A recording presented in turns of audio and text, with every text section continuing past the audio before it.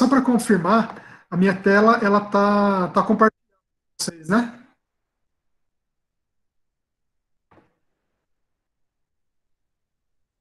Tá, beleza, então. Tá compartilhado aí, tá gravando. Vamos lá, hoje nós vamos falar sobre as variáveis fisiológicas da musculação. Tá? Lembrando que é, a gente tá um pouquinho atrasado nos nossos assuntos aí, tá? Eu vou dar uma apressada aqui na nossa aula. Tá? A gente já analisou aí de acordo com o primeiro bimestre, né? Que na verdade era para estar começando as nossas provas aí agora. Só que nas próximas semanas a gente está ainda nos objetivos variáveis fisiológicas, biomecânicas e psicológicas, né? Mas vamos dar uma passadinha que a gente já vai estar alcançando o nosso cronograma, tá?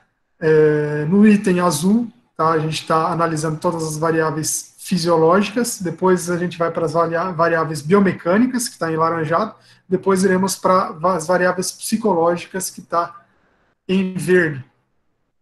Das variáveis fisiológicas, já analisamos o sistema nervoso. Tá? Agora a gente vai analisar todas essas outras variáveis aí no decorrer da nossa aula de hoje. Começando pela inserção do tecido, inserção do tendão, iremos analisar a ação muscular, iremos analisar o tecido conjuntivo e o suporte citoesquelético, iremos analisar o tipo de fibra, iremos analisar o sistema endócrino e o sistema metabólico. Tá? Até hoje, na aula de hoje, iremos analisar essas quatro variáveis aqui, ó, tá? Na próxima aula, iremos analisar o sistema endócrino e metabólico, que a gente vai precisar de uma aula um pouquinho, estender um pouquinho aí o assunto, né, que é bem importante, e depois a gente vai começar a fazer a análise das variáveis biomecânicas. Então, o cordão fibroso, ele é formado pelo tecido conjuntivo e pelas fibras colágenas, tá? É, ele permite a inserção dos músculos aos ossos ou a outros órgãos por meio de ligamentos. Ele tem como uma função a inserção do tendão, né? Então vamos lá, vamos ver aqui o gastrocnêmio, tá? À medida que dá uma gravura aqui da panturrilha. Temos o gastrocnêmio lateral, temos o gastrocnêmio medial, né? E aqui temos o tendão calcâneo, e aqui temos o calcâneo. Tá? Então a principal função da inserção do tendão é transmitir a força do músculo para produzir o movimento das articulações. Né? Então, por exemplo, aqui o músculo está ativado, né? Então é praticamente fazendo a transferência aqui para o tendão, né? E aí estou fazendo a movimentação do pé. Beleza? Então seria essa a função da inserção do tendão. E ele auxilia também na regeneração, por exemplo, numa lesão. Vamos pensar numa tendinite. Gente, tudo que termina em ite é uma inflamação, tá? Então, tendinite, como o próprio nome diz, né? Tendão de tendinite, ite de inflamação. Então, ele atua também na regeneração, né? E na proliferação de células do tecido conjuntivo. Ele auxilia no tratamento das lesões, então.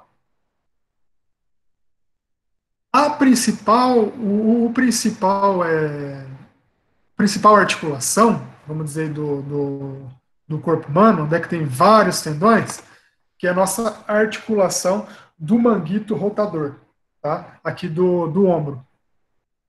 Essa articulação do manguito rotador, ele é um conjunto de tendões que envolvem a articulação do ombro. E a articulação é de maior mobilidade do corpo humano. Tá? E as inflamações, né, nos tendões, elas são caracterizadas por dores. Essas dores, elas podem vir por causa do envelhecimento, da idade, pode vir por causa do DORT, que é doenças osteomusculares relacionadas ao trabalho, né, antigamente era chamado de LER, lesão por esforço repetitivo, hoje é chamado por DORT, tá? Perda de resistência nos tendões, tá? O exercício, né, exercício muito intenso também pode vir a causar isso aí, tá? E pode vir a ocasionar na tendinite ou na bursite. Tá? A bursite, como o próprio nome já diz também, é uma inflamação, tá? Vamos pegar o sufixo aí, a parte final, né? It, tudo que termina em it é inflamação, tá? Então a bursite é uma inflamação na bursa, nas bolsas cheias de líquido que protegem as articulações. Então vamos pegar lá articulação do manguito rotador, aqui, ó, né? Onde temos os tendões e o tecido ósseo, e aqui eu tenho a bursa, pertinho do acrômio, né? Bem próximo ao acrômio, tá? Inflamação nessa bursa que seria a bursite, tá? E tendinite, inflamação no tendão. Então, essa seria a diferença. O tendão rompido, o músculo ele se contrai, mas o movimento e a força eles ficam prejudicados, causando a dor. Tá? Então o músculo pode, né, o músculo ele pode fazer a movimentação, ele pode fazer a contração, mas quando você começa a movimentar a articulação, aí sim você começa a sentir a dor. Qual que seria o diagnóstico de um problema, né, não só de uma ruptura, né, de uma ruptura parcial, total, de um tendão? Qual que seria o diagnóstico? Seria dor e dificuldade do movimento, né? Por exemplo, uma pessoa que ela está com a articulação do manguito rotador, fez um movimento aqui e já sentiu um pouquinho aqui, né? Aqui. Então, isso aí já seria mais ou menos um diagnóstico aí de uma possível tendinite que pode estar acontecendo, tá? Mas só pode ser confirmada por uma avaliação ortopédica, né? Por uma ultrassonografia, que seriam ondas ultrassônicas de alta frequência, né, para visualizar em tempo real as estruturas internas do organismo, ou por uma ressonância magnética, que seria um exame de diagnóstico por imagem, que consegue criar imagens de alta definição dos órgãos internos através da utilização do campo magnético. Tá? E o tratamento, como que seria o tratamento quando você diagnosticou que você tem uma tendinite, independente se for no manguito rotador, ou se for na articulação no tendão do joelho, ou se for no tendão do calcâneo, tá? Repouso, analgésico, remédio e reabilitação fisioterápica. Tá? Em paralelo ou posteriormente, o fortalecimento muscular e, em últimos casos, seria a cirurgia. Né? Em muitos casos, a gente pode estar fazendo uma reabilitação fisioterápica, um fortalecimento muscular bacana, pode ser evitado, né, ser feita a cirurgia da tendinite, né? Tenho certeza que vocês conhecem aí algum amigo que já fez cirurgia, às vezes, muitas vezes não voltou a ser 100%. Eu acho que mais ou menos é assim, né? Quando você tem algum problema, né, na articulação, mesmo se você for reabilitar, é igual batida de carro, né, gente? Se você for tá, arrumando seu carro, nunca mais vai ser aquele mesmo carro, né? Aquela mesma coisa. Sempre vai ter alguma coisinha aí para estar sendo feita para melhorar. Né? Então, da mesma forma, a articulação. E também, claro, muito que quanto mais a idade vai progredindo, mais difícil é ser feita essa recuperação, né, esse fortalecimento. E como já comentamos também na aula passada, né, um fortalecimento muscular é muito legal, muito bacana, por causa que a musculatura vai dar um suporte para a articulação, né, o que vai dar uma mascaradinha também na dor do tendão. A ação muscular, gente, isso daqui vocês não podem esquecer. A ação muscular ela é dividida por tipos de ações musculares, que ela é isométrica, dinâmica concêntrica e dinâmica excêntrica. E também é subdividida em tipos de ações dos músculos no movimento, que é a musculatura agonista, antagonista, sinergista e estabilizador. Eu prometo para vocês, gente, essa aqui é a última vez que eu vou falar sobre ação muscular, tá? A ação isométrica seria quando a ação é fixa, quando há um trabalho nulo, né, quando não ocorre um movimento articular. A dinâmica concêntrica seria a diminuição do ventre muscular, onde a força da carga, né, a força de contração ela é maior do que a sobrecarga. E a dinâmica excêntrica é o alongamento do ventre muscular, ou seja, a sobrecarga ela é maior do que a força concêntrica. Vamos lá, então, nos tipos de ações de músculos de movimento. Tá? Vamos pegar aqui numa cadeira extensora. Né? Quando fez a extensão da perna, estamos trabalhando a musculatura agonista, são os extensores da coxa. Tá? A musculatura antagonista são os flexores da coxa. Agora, pensando no outro exercício, por exemplo, aqui a flexão da perna e não a extensão, a musculatura agonista são os músculos flexores da perna. E a musculatura antagonista são os extensores. Tá? Então, dessa forma, a gente está falando sobre agonista e antagonista. Um é o contrário do outro. Beleza? A ação do agonista, a ação muscular, ela é contrária do antagonista, ela é ação contrária do agonista. Tá, joia? E a musculatura sinergista é aquele músculo que ajuda o agonista a realizar o movimento. Tá? E o estabilizador é aquele que estabiliza as articulações dos grupos musculares. Tá? Então, a ação muscular, eu acho que já está bem claro aí para todos nós. E vamos prosseguir. Falando sobre o tecido conjuntivo, tá? Essas variáveis fisiológicas, lembrando que todas elas influenciam a força muscular, tá? O tecido conjuntivo, ele serve para fornecer sustentação e preencher os espaços entre os tecidos, além de nutri-los, claro.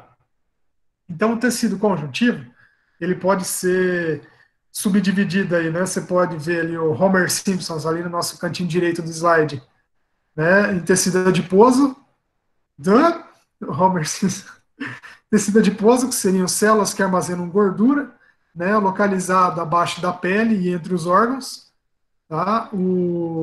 A função dela seria armazenamento de energia, isolante térmico, né? Por exemplo, vamos lá, isolante térmico. Você pode ver que a maioria das pessoas, elas, elas têm. Vamos pegar uma pessoa bem magra, né? Quando está bem frio, o tanto que ela treme para manter a temperatura interna, né? Às vezes, muitas vezes passa mais frio do que uma pessoa obesa, por exemplo, né? Você pode ver que as pessoas mais magras, às vezes elas estão sempre mais agasalhadas, né? Então, na verdade, por isso que acontece da questão do isolamento térmico, tá? Do tecido adiposo. Proteção contra impactos e secreção de adipocinas. Perfeito. Tecido cartilaginoso, ele é resistente e flexível. Tá? Um exemplo de tecido cartilaginoso, temos aqui o rapazinho aqui no canto inferior esquerdo, mexendo o nariz. Né? Esse aqui tem o tecido cartilaginoso bem destacado. Aí. E ele amortece impactos também e reveste as articulações. Né? Temos o tecido ósseo, que ele já é mais rígido, onde tem a presença de sais de cálcio. Né? Ele serve para sustentação do corpo. E também o tecido sanguíneo, que seria um tecido líquido, né? O próprio sangue, aí, propriamente dito, onde teria coagulação, vamos falar de questão de plaquetas, transporte de oxigênio, das hemácias, defesa do organismo também, que ele está falando, né, por meio dos leucócitos. No tecido, no suporte citoesquelético, temos a estrutura celular. Essa estrutura celular, ela é formada pelos microtúbulos, tá? Os filamentos intermediários e os microfilamentos. Tem como constituintes proteínas a actina e a tubulina. Tá? Essas proteínas elas servem para dar forma às células. Com função, teriam que dar suporte à membrana plasmática. Né? Seria uma adesão ao substrato, auxílio à locomoção, à migração celular também, e dá resistência mecânica à célula. Auxilia no processo de contração muscular, tá? A gente vai falar já sobre a contração muscular também, e na segregação dos cromossomos, seria da divisão celular. Tá, então aqui está a estrutura aqui, para simplificar para vocês, né, na figura aqui, temos o osso, tá? O osso ele é acompanhado pelo tendão, o tendão ele já se encaixa a musculatura, né, o músculo propriamente dito, tá? Temos um feixe muscular, a fibra muscular, e da fibra muscular, aqui teremos a miofibrila. Tá? Então, a fibra muscular, ela é uma molécula muscular, especialmente uma das células cilíndricas e multinucleadas, que compõem os músculos esqueléticos e é composta de numerosas miofibrilas. Tá? E essas miofibrilas, elas se contraem quando estimuladas. Então, é aí que acontece a contração muscular. Beleza? Então, vamos lá. Contração muscular, gente. Contração muscular. Vamos falar primeiro sobre a organização da fibra muscular. A organização da fibra muscular, ela pode ter o sarcolema, tá? Que está aqui na parte mais externa da fibra muscular, que seria uma fina camada de tecido conjuntivo que envolve a fibra muscular, tá? Onde é que aqui temos a mitocôndria, os microfilamentos, né? Temos a miofibrila, tá? Da miofibrila, vamos lá, a gente tá lá no fundinho, bem no músculo, né? A miofibrila, ela é caracterizada pelas linhas Z, tá? De uma linha Z até a outra linha Z, né, temos a banda 1, tá? E esse também é caracterizado como o sarcômero.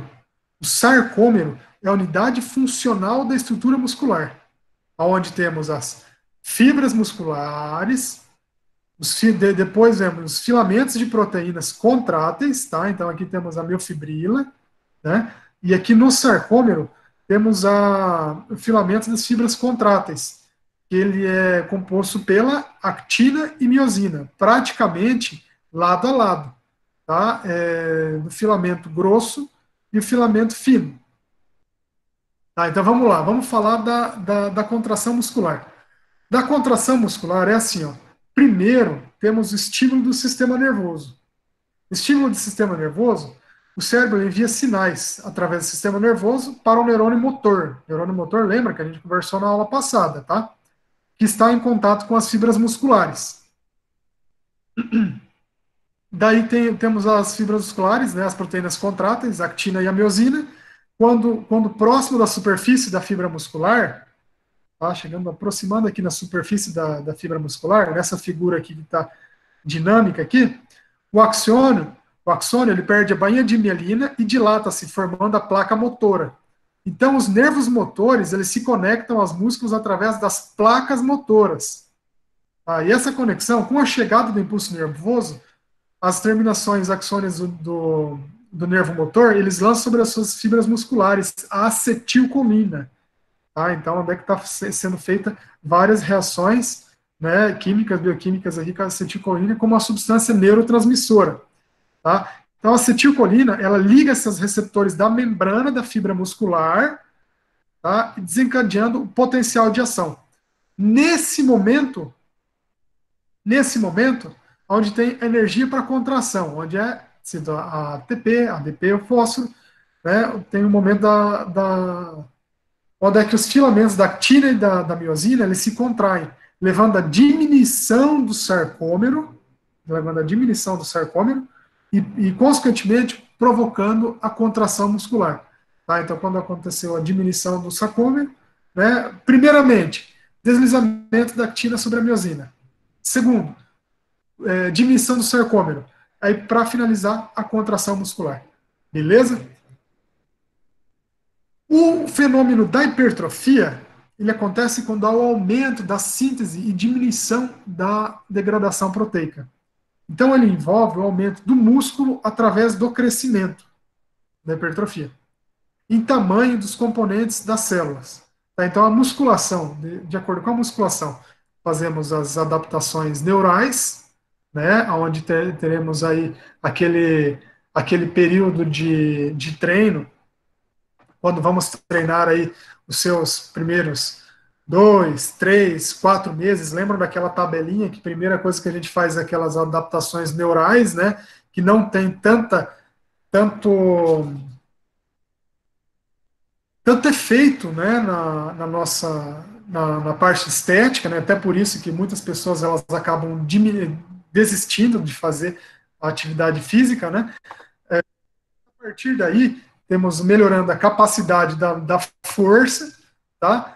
E, consequentemente, vem o princípio da especificidade quando começamos a trabalhar a musculatura de uma forma mais intensa, né? Ou quando começamos a trabalhar tipos de treino mais específicos aí para determinado objetivo, tá? Então, aqui tem o exemplo do sarcômero, né, com o músculo e a diferença com o músculo relaxado, quando acontece o deslizamento dos filamentos da actina sobre a miosina. Tá? falamos sobre o tecido conjuntivo e suporte citoesquelético. Agora vamos falar sobre o tipo de fibra. A fibra muscular, a unidade funcional dela é o miócito, tá? Que podem ser formados aí os tecidos musculares. A característica dela é a capacidade de gerar o movimento de contração das proteínas contráteis, né, pelas proteínas contráteis, que seria a actina e a miosina. A coloração das fibras musculares, né, é avermelhada devido à mioglobina e, é também presente, né, semelhante, proteína semelhante à hemoglobina, que ela é presente nos glóbulos vermelhos. Mas os tipos de fibra a gente pode subdividir em celular, na célula muscular cardíaca, né, que seria a fibra muscular do coração, onde está envolvendo o miocárdio, né, que ela pode ser mononucleada, né, ter um núcleo só ou dois núcleos. Tá? As contrações da fibra muscular, da célula muscular cardíaca, ela é ritmada, tá? E a frequência normal, ela pode variar de pessoa para pessoa, né, de acordo com a sua idade, mas assim, em geral é de 70 a 80 batimentos por minuto. Tá? Temos a célula muscular esquelética, que seria já a estrutura multinucleada e estriada. As contrações, elas são rápidas e vigorosas, né, que são as contrações voluntárias. Tá? Na nossa aula de hoje a gente vai falar sobre a contração muscular, né, estamos falando sobre a contração muscular, principalmente, tá, a gente está falando sobre a célula muscular esquelética da aula de hoje, porque ela constitui a maior parte da musculatura do nosso corpo. E temos também a célula muscular lisa, onde envolve a estrutura, que ela é não estriada, tá? E ela é mononucleada, tem só um núcleo. As contrações da célula muscular lisa, elas são controladas pelo sistema nervoso autônomo, simpático ou parasimpático. Tá? E já a localização são as paredes, elas estão localizadas nas paredes dos órgãos digestivos, vasos sanguíneos, bexiga urinária e no útero. Tá? Então, essa é a localização da célula muscular lisa. Tá? E qual que seria a função? A função da fibra muscular, ela é para conservar o oxigênio que vem da circulação para o metabolismo. Tá? Vamos lá, vamos ver a estrutura da fibra muscular. Na fibra muscular, vamos pegar o músculo inteiro aqui. Do músculo inteiro, pegamos um fascículo dele. Do fascículo, tá? Peguei só uma fibrinha muscular aqui. Tá joia? Então aqui vamos ver os pormenores. No músculo inteiro, temos o epimísio. O epimísio é a camada de tecido conjuntivo que envolve o músculo. Temos o perimísio, que seria o tecido conjuntivo que limita um feixe de fibras de músculo estriado. Temos o endomísio, que seria a camada de tecido conjuntivo que encobre a fibra muscular, uma fibra muscular. E também temos aí o sarcoplasma, né, onde é que já comentamos aí, onde é que é o citoplasma das células musculares. Beleza? Então, essa aqui da fibra muscular. Tá? Então, na estrutura da fibra, sarcolema, núcleos, onde é que eles podem ser alongados, multinucleados. Temos o sarcoplasma, as terminações nervosas motoras, que nós conversamos sobre isso no sistema nervoso, as miofibrilas, os sarcômeros, mitocôndrias, lisossomas e também o complexo de Golgi. Tá? Tipo de fibra muscular. As fibras musculares, elas podem ser subdivididas em tipo 1, tipo 2A e tipo 2B. Cada uma delas tem as suas características. Tá? Vocês podem ver aqui na primeira coluna, tá? Aqui são as características das fibras. Tá? E aqui nessas linhas aqui, temos a fibra do tipo 1, tipo 2A e do tipo 2B. Beleza?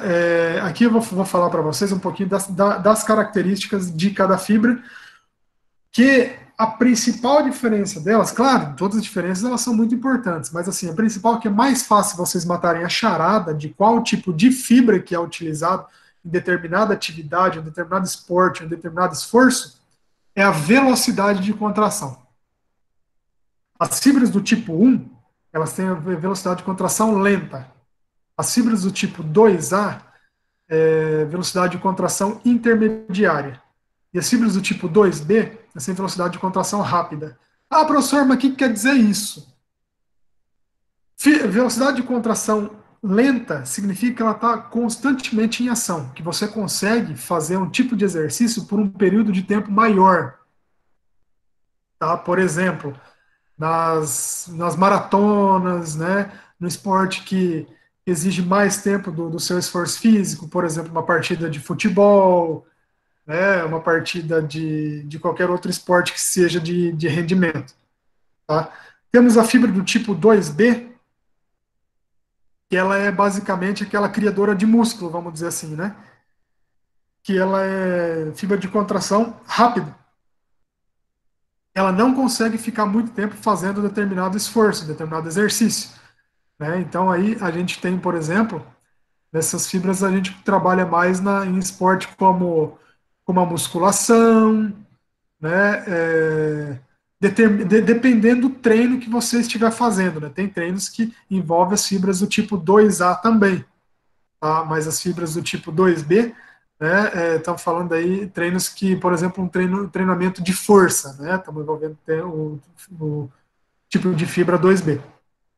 Agora, o tipo de fibra 2A seria praticamente para todos os talentos, onde é que tem a contração, velocidade de contração intermediária, tá? Onde você precisa da fibra das características da fibra do tipo 1 e você precisa das características do tipo 2B.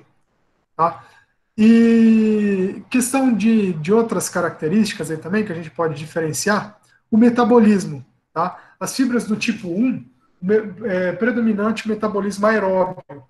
Tá? Das fibras do tipo 2B, é predominante o metabolismo anaeróbio.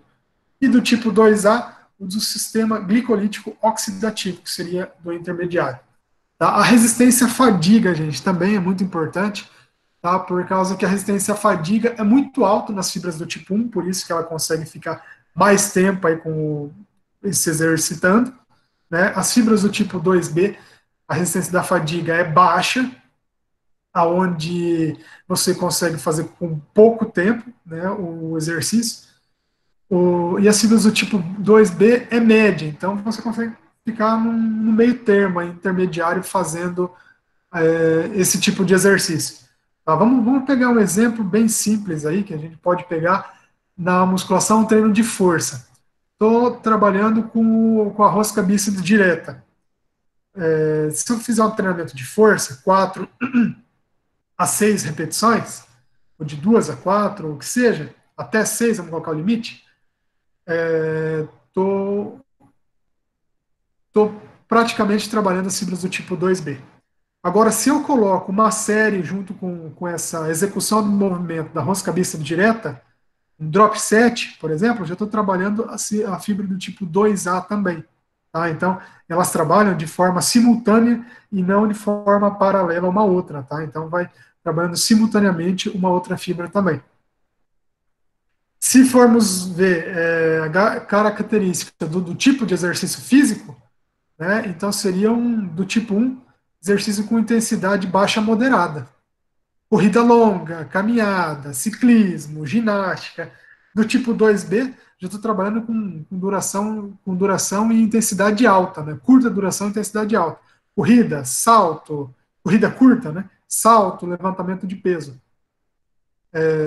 Da fibra do tipo 2A, né, aqui eu estou falando de uma duração média e intensidade intermediária, tá? Onde é que eu também posso trabalhar na musculação intensidade intermediária, tá?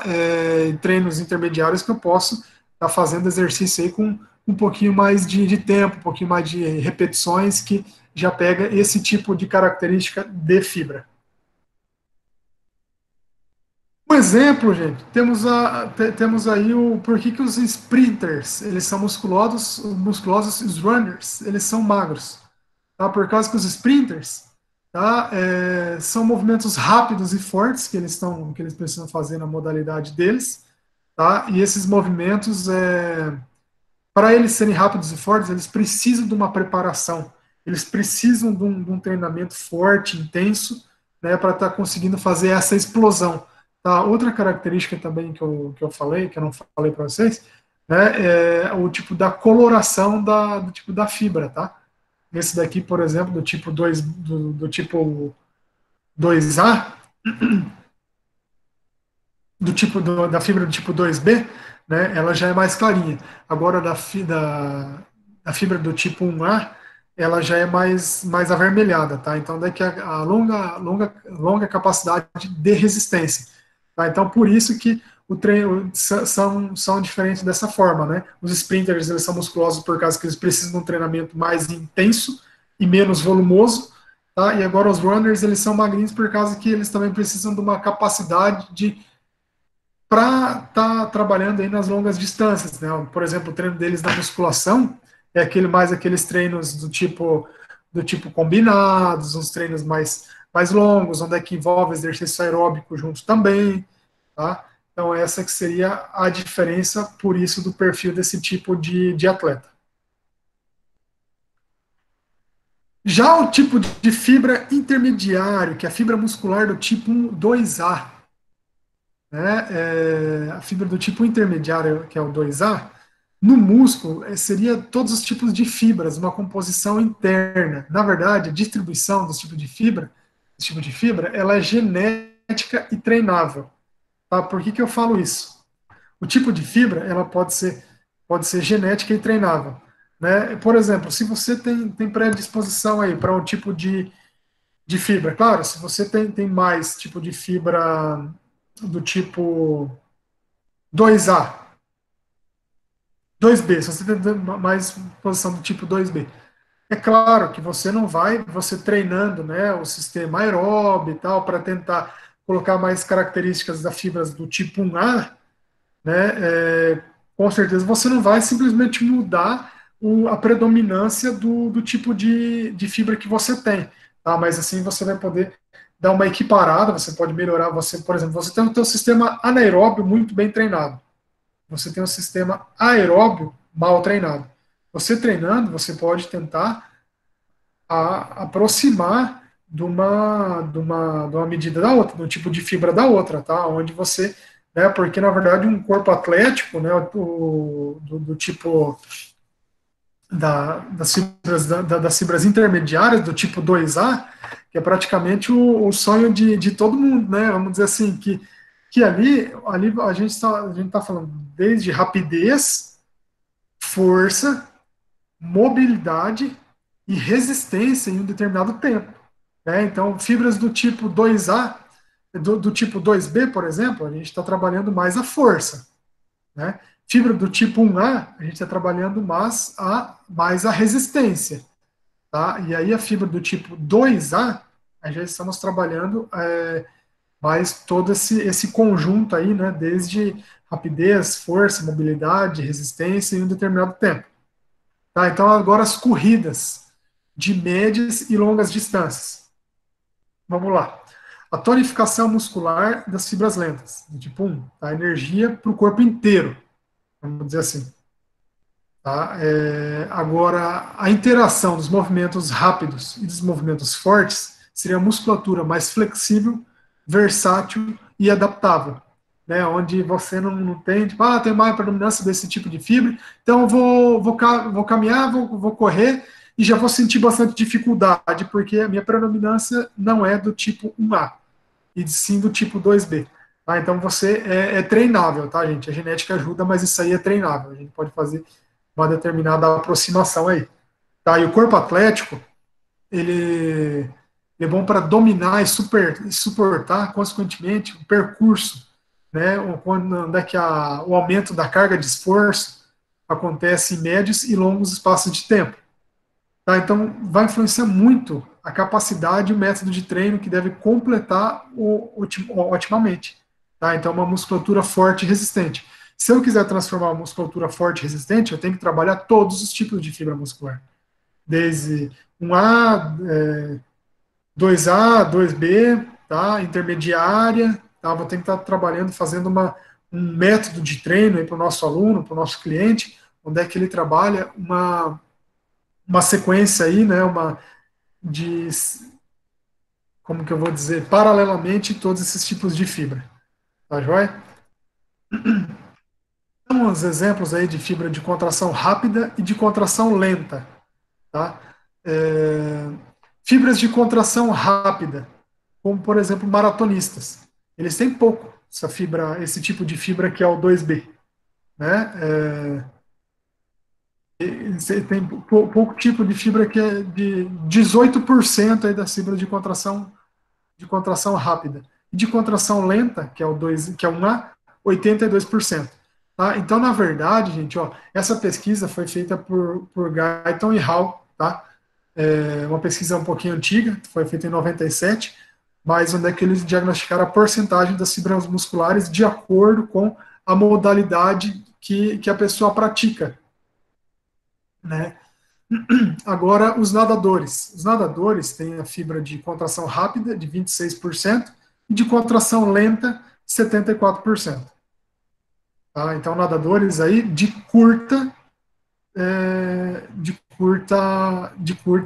média e longa distância. Então, a pessoa ativa, sem ser atleta, vamos pensar numa pessoa ativa aí. Tá? Onde é que a contração rápida dela, da fibra de contração rápida, 50%, 55%, e de contração lenta, 45%. Tá? Então, aqui, por exemplo, você pode ver que elas não estão próximas, mas elas provavelmente elas têm bastante tipos de contração, tipos de fibra de contração intermediária, tá? Que seria o 2A. Beleza? Então, aqui a gente pode estar treinável, né, bem treinável, né, para a gente estar melhorando a destreza do cliente ou do nosso aluno. Tá, já os levantadores de peso, praticamente também a mesma porcentagem, de 55% para 45%. Os velocistas, gente, os velocistas. Os velocistas, a fibra de contração rápida, né, onde estamos trabalhando aí já um sistema de treinamento mais tá, de 63%. Agora, e as fibras de contração lenta, praticamente 37%. Tá tudo certo aí, gente? Vocês estão me ouvindo bem? Eu ouvi uma chamada aqui. Ah, tá. A gente querendo participar da reunião aqui. Já liberei.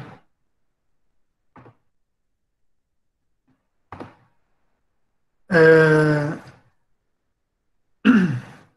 então, os velocistas, como eles são um treino mais intenso, um treino mais forte, né, então já seria de 63% de contração rápida, né, que é a nossa fibra do tipo 2, e de contração lenta já é menor, tem 37%.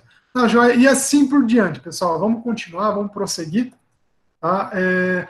A hipertrofia, ela pode ter dois tipos, a hipertrofia do tipo sarcoplasmática e a hipertrofia miofibrilar.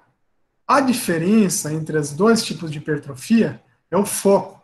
O foco que seria o acúmulo de metabólitos da hipertrofia sarcoplasmática e na hipertrofia miofibrilar seria a carga de treinamento. Tá? É, da hipertrofia sarcoplasmática, na verdade, aqui, gente, com essas dicas aqui que vamos ver a diferença da hipertrofia sarcoplasmática e miofibrilar, a gente vai conseguir sugerir uma diferenciação de qual tipo de hipertrofia que a pessoa tem. Claro que a gente não vai saber falar, essa aqui tem sarcoplasmática, essa aqui tem miofibrilar, né? Não vai ter esse poder, vocês não vão ter. Tá? Mas a gente vai poder sugerir, ou até mesmo pelo método de treinamento que a pessoa faz, vocês vão ver que a gente já vai saber qual é o tipo de hipertrofia que a pessoa mais tem. Tá? É, mas o sonho, gente, de todo mundo é ter essa hipertrofia miofibrilar, onde é que você consegue ver bem né, o volume muscular, enfim, vamos lá. Da hipertrofia sarcoplasmática, seria ela quer envolver aceleração do metabolismo, do sarcoplasma. Tá?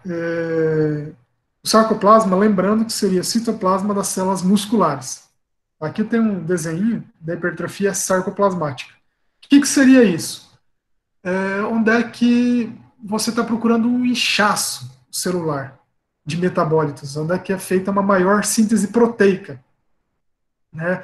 O que uma hipertrofia sarcoplasmática, vou dar um exemplo aí para vocês da hipertrofia sarcoplasmática. Hipertrofia sarcoplasmática, a gente pode fazer esse inchaço muscular, quando vocês estão num treino, numa academia, vão fazer um exercício aí de um drop set, né? Ou que seja um biset que vocês vão fazer, um triset.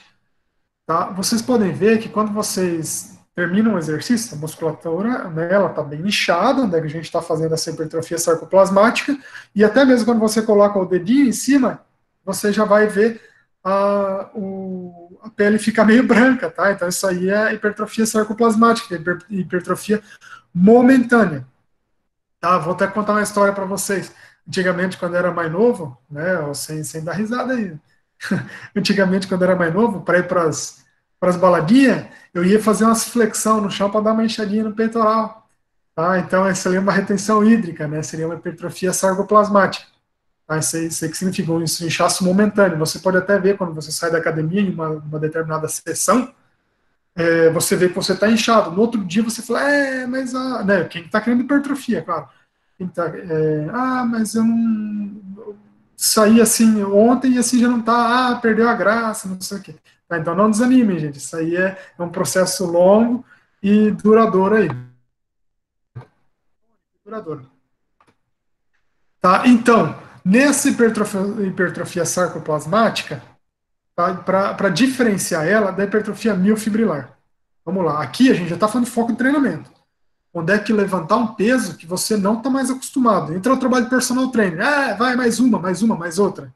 Tá? Um peso que você não está acostumado, você está fazendo esse levantamento de peso. Então, aqui é a carga de treino. Onde acontecem as lesões microscópicas nas fibras musculares, ou seja, as microlesões. Tá joia? Aqui, onde é que o nosso objetivo é aumentar a densidade e o volume das miofibrilas. Agora, para caracterizar, para diferenciar a hipertrofia sarcoplasmática, seria a carga reduzida, um menor descanso e maior intervalo. O que eu estou falando aqui? Por exemplo, uma carga reduzida com menor descanso e menor intervalo. Foi lá, fez uma extensora, saiu da extensora, vai lá e pulou corda. Ou foi lá e fez um abdominal. Tá? Então, é aí que eu estou falando que o tempo de descanso é menor, né? Onde é que você já vai um e já vai para o outro. Nós vamos ver também na disciplina como é que vou estar analisando o descanso ativo, tá?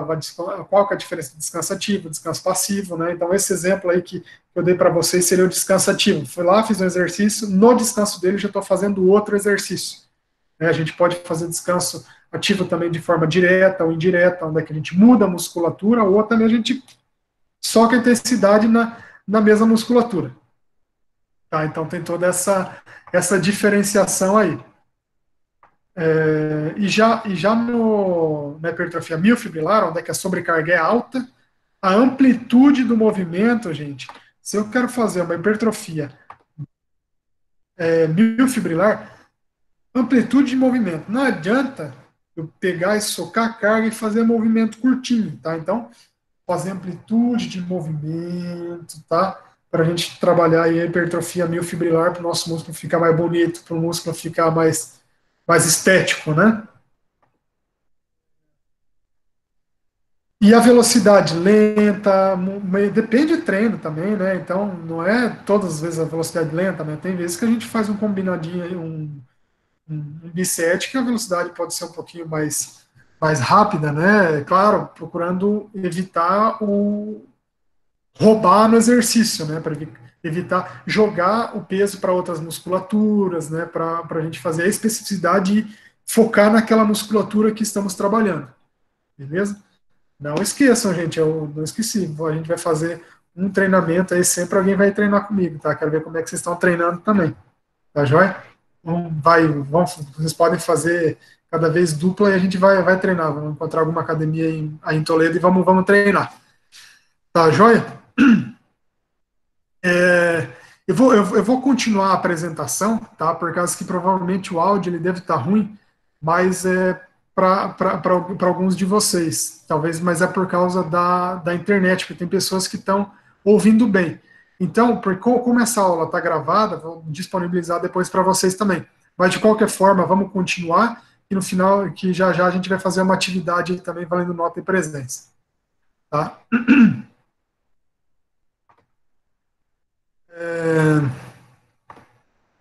Então, da hipertrofia sarcoplasmática, vamos falar agora os prós dos dois tipos de hipertrofia. Hipertrofia sarcoplasmática, os prós, é que o efeito é rápido e você está trabalhando a resistência muscular. Tá? Então, por exemplo, 1 ou 2 semanas aí, a resistência muscular a gente sabe, gente, resistência 1 ou 2 semanas você já melhorou bastante a resistência muscular, né? Claro que você tem que manter o princípio da continuidade, né? Mas ali você vai ter uma retenção hídrica, onde o volume momentâneo ele vai ser rápido. Às vezes as pessoas que querem emagrecer, vamos falar as pessoas que querem emagrecer, vão na academia e elas acham que, mas eu comecei na academia e acabou que aumentou as minhas medidas. Gente, isso é hipertrofia sarcoplasmática, é o processo inicial. Tá? Vai acontecer um pouquinho da retenção hídrica no início, mas depois isso aí vai extravasar. Tá? Então, agora os prós da hipertrofia miofibrilar, que seria o efeito crônico, né, um efeito aí a longo prazo, tá? Onde retarda a perda do que você ganhou. Tá? Então, por exemplo, para você perder a hipertrofia miofibrilar é muito difícil, né? Agora, sarcoplasmática você já vê que ela é momentânea, né? Se você parou aí de fazer academia, começou e parou, o efeito você já vai ver voltar, vai regredir todo. E também, na hipertrofia miofibrilar, tem o melhor desempenho nas atividades anaeróbias. Tá? Então, vocês podem ver que praticamente uma é o inverso da outra. Agora os contras, gente, tanto da hipertrofia sarcoplasmática quanto da miofibrilar. Os contras é por causa da sarcoplasmática, é porque você perde volume conquistado com maior facilidade. Foi lá, deu uma enxadinha para sair para balada, conseguiu, ficou inchado, você rapidinho você vai perder o volume, tá? Então, quem te vê nos primeiros momentos, nos primeiros minutos aí, né, vai ver você com o peitoral desenvolvido, né? E depois de um tempo esse volume você vai perder. Então, qualquer deslize deve comprometer a evolução.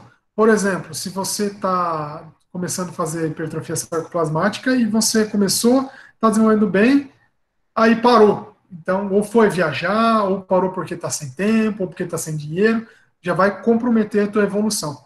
Tá, agora vamos falar da miofibrilar, que é a desejada aí por todos os atletas, né? Por todas as pessoas que querem fazer academia, a musculação ou a atividade física por fins estéticos, tá? Então, a quebra dos tecidos ele é frequente. Tá? Então, você pode estar exposto a lesões. Porque como aqui estamos trabalhando com treinamento de alta intensidade, na hipertrofia miofibrilar, a gente está exposto a lesões. Tá? Então, aí é um tipo de treino que eu gosto de trabalhar com a cadência. Tá? Principalmente aí quem já está na casa dos 30, né? Eu já peguei muita carga quando era mais novinho, né? Mas agora eu gosto de trabalhar bastante com a cadência, porque eu faço a movimentação mais lenta, né? Para me fadigar o meu músculo. Tá? Agora, eu poderia fazer muito bem um exercício com uma carga alta, só que o meu risco de lesão, né, poderia ser maior, ainda mais quando, por exemplo, eu que já tive uma subluxação. Tá? Então, a gente pode trabalhar dessa forma com a cadência. Só que, claro, sempre fazendo a alternância de tipo de treinamento. Não é a vida inteira que você vai trabalhar com a cadência lenta. Né? Você tem que ir alternando. Às vezes você muda para cadência do tipo moderada, às vezes você vai para cadência rápida e assim por diante. Tá? Porque se eu fazer com a velocidade de execução do exercício um pouco mais rápida, aí é claro que eu vou conseguir mais carga, né? Agora, se eu levantar mais carga, minha sobrecarga vai ser maior. Agora, se eu for estar trabalhando uma carga menor, com uma amplitude maior, com uma velocidade de execução menor também, maior também, tá? Quer dizer, vamos lá, vamos, esquece que eu falei. Então, falando da hipertrofia miofibrilar, tá? Se eu vou trabalhar com uma carga menor, uma velocidade de execução menor e uma amplitude maior, beleza, eu vou trabalhar com menos carga, tá? Então é isso que acontece, na diferença do tipo de hipertrofia.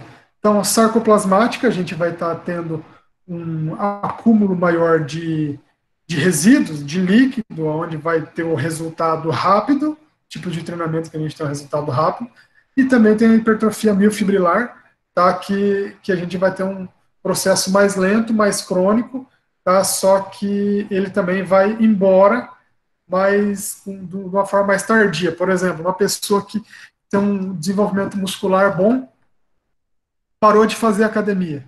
Né? Lá, a partir da terceira, quarta semana, que você vai começar a ver diferença corporal nela, né? Onde é que ela vai começar a perder a força, a massa muscular também. Tá? Não é já na primeira ou na segunda semana, não.